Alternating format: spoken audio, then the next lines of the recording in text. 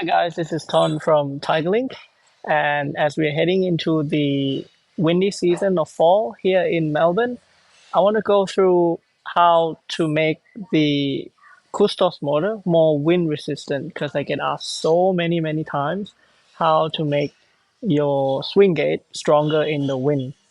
But one thing to take note is whether you have a single swing gate motor or a double swing gate motor, you need to have a physical limit stop or a gate stop to make this safe. So let's see how it's done.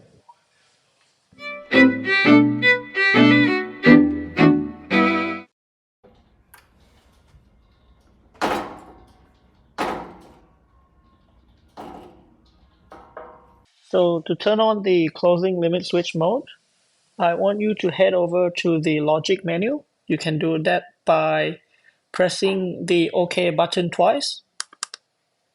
You see para. If you press it once or you press it too slowly, you'll see language. That's not where you want to be. So just press the top and the middle button together to get out. So again, press the bottom button twice. You see para. Then you press the middle button once to see logic. Then you press the bottom button to enter. Then I want you to use the middle button to toggle through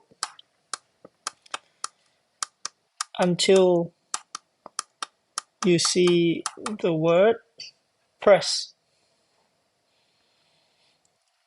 Then press the OK button once. The default will be 000, and that's when the gate is flimsy and will not be as resistant to the wind.